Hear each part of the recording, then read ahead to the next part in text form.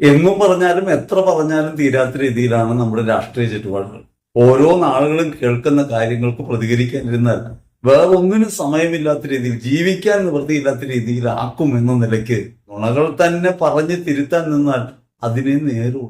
AICC general secretary Venugopal പറയാണ്, ഞങ്ങൾക്ക് ഭരണമൊന്നുമില്ലല്ലോ, ഞങ്ങളടുത്ത് തെരഞ്ഞെടുപ്പിന് ഫണ്ടൊന്നുമില്ല, അതുകൊണ്ട് ഞങ്ങൾ വളരെ ഞെരുക്കത്തിലാണ്.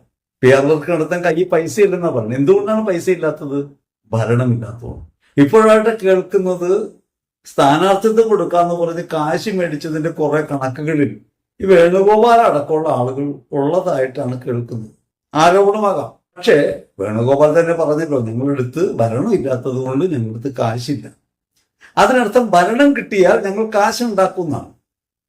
കേൾക്കുന്ന നമ്മളെ വിഡ്ഢികളാക്കുക. നമ്മുടെ കയ്യിൽ നിന്ന് വോട്ട് വാങ്ങിക്കുന്ന ആളുകൾ നമ്മളെ വിഡ്ഢികളാക്കി പറയണം, നിങ്ങളുടെ മുമ്പിൽ ഞങ്ങളുടെ പരസ്യം അവതരിപ്പിക്കാൻ പണമില്ലാത്തത് ഞങ്ങൾക്ക് ഭരണമില്ലാത്തത് കൊണ്ടാണ്. ഭരണം ഉണ്ടായിരുന്നെങ്കിൽ ഞങ്ങൾ അഴിമതി നടത്തി കാശുണ്ടാക്കി ഈ പരിപാടി നടത്തിയേനെ എന്നാണ് ഈ പറഞ്ഞതിനർത്ഥം. കേരളത്തിൽ ഇന്ന് നടക്കുന്ന തെരഞ്ഞെടുപ്പ് പ്രചരണത്തിന് കോൺഗ്രസ് ഉപയോഗിക്കുന്ന ഫണ്ട് എവിടെ നിന്ന് വന്നത്?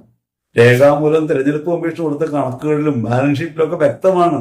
അത് മെഡിക്കൽ കമ്പനികളിൽ നിന്നും മേടിച്ച പൈസയാണ്, ലബോറട്ടറികളിൽ നിന്നും അതേപോലെ മരുന്നുൽപാദകരിൽ നിന്നും മേടിച്ച പൈസയാണ്. ഇങ്ങനെയുള്ള കമ്പനികളിൽ നിന്ന് കോൺഗ്രസ് ഭരണമില്ലാത്തപ്പോൾ എങ്ങനെ പൈസ വാങ്ങിച്ചു?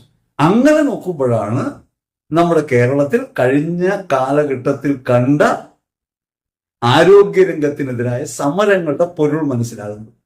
ഈ സമരങ്ങൾ നടത്തിക്കൊടുത്തതിന് പ്രതിഫലമായിട്ട് കിട്ടിയ പണം ഉപയോഗിച്ച് ഭരണം നേടാനായാൽ അവർക്ക് പിന്നെയും ഫേവർ ചെയ്ത് കൊടുക്കാന്ന് ഇവർ പറഞ്ഞിട്ടുണ്ടാവണം. അല്ലെങ്കിൽ ഇങ്ങനെ മെഡിക്കൽ കമ്പനികൾ ഇവർക്ക് അങ്ങനെ പൈസ കൊടുക്കും.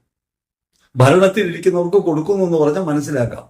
ഭരണമില്ലാത്ത പ്രതിപക്ഷത്തിരിക്കുന്നവർക്ക് പൈസ കിട്ടുന്നു.